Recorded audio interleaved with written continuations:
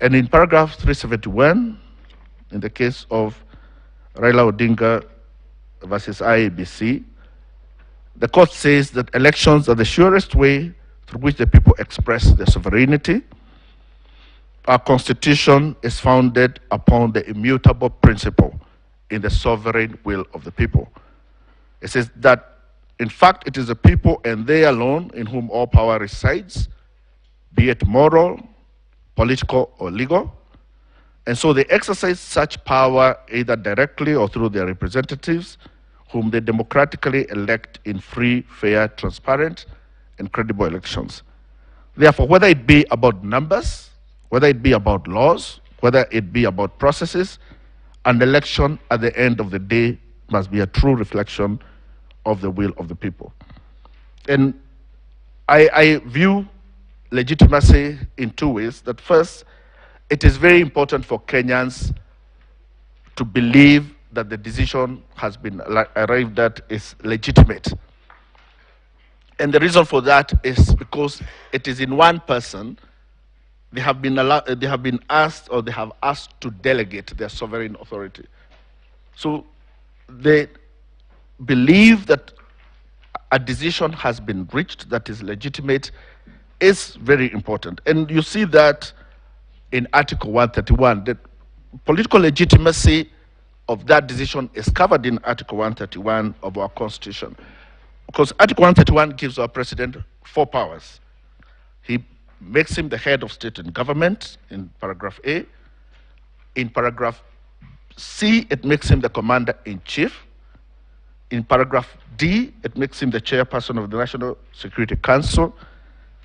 And then in paragraph E, it makes him the symbol of national unity. So of all the 4 things that our president must do, the A is the political legitimacy. And if decisions are arrived at as to who has won an election, and they do not carry with them the legitimacy that is required, then you have somebody who cannot exercise the duties, execute the duties under 131E as being the symbol of national unity. But there's a second reason. And the second reason is that also the person to whom you now declare as the president must himself believe in the legitimacy of the decision that has been made.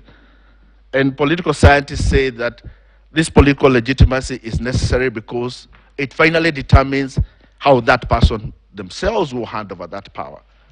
And political scientists say that power that is unjustly acquired will never be justly given.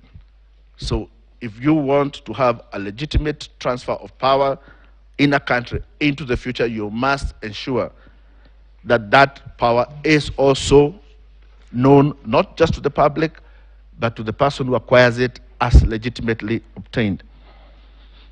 The question then comes to where we find ourselves today, where we have the chairman and a minority group saying they carry the day in this decision, and we have 4 commissioners. And the question this court has to ask is, who would it believe?